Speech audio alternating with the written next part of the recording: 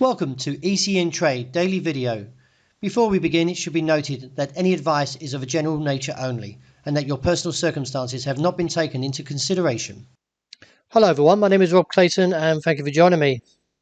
Well, overnight, global markets turned to the US Fed Jerome Powell to see how hawkish or dovish the central bank was viewing them in terms of the recent whipsaw price action that we saw last week after the FOMC rate decision.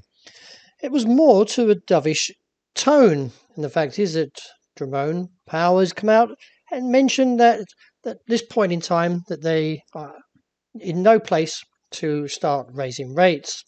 This has seen the US dollar index, which measures the greenback strength against a basket of 6 major currencies, take a slightly back foot, and therefore the Australian dollar has pushed a little bit higher.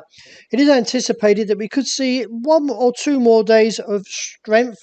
Nevertheless, I feel that all the gains will be returned, and we'll be looking back towards the support level around 74.70 or down to 74.20. Because behind this view is the RSI is under the midway point and the ADX is still somewhat holding to a negative signal to the trend, and therefore does anticipate that upside attempts will fail.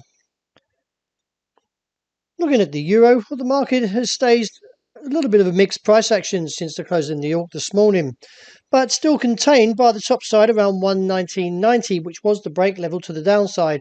And I do anticipate that further risks should come through towards the bottom side and challenge this level of 118.60. That would imply that the dollar index, which measures the greenback strength against a basket of 6 major currencies, will continue to rise towards its objective of 93 figure 10. The dollar yen, since the rebound off this trend line, is looking back to the top side of the range, which is around 111.0 figure 5.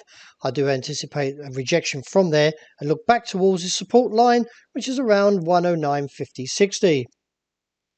Sterling still holding to its gains after a little bit of confidence coming through to the market that the recent confirmation of the opening of the lockdown will keep to its date, and therefore could still see a little bit of a mixed reaction due to the Bank of England coming through though. Nevertheless, the market should reject that top side around 140, and I'm still looking at the bottom challenge around 138 figure. That would see sterling yen eventually reject the top side, or at least from these recent gains fail towards 154 or 75.80 and look back towards 152. Finishing off with gold, well, the market didn't really respond much to the overnight confirmation or to the dovishness from the central bank in the US, but nevertheless we're still poised for a down test due to the technical implications, and therefore could see this level 1760 challenge and take a drop down to 1720 and reassess from there.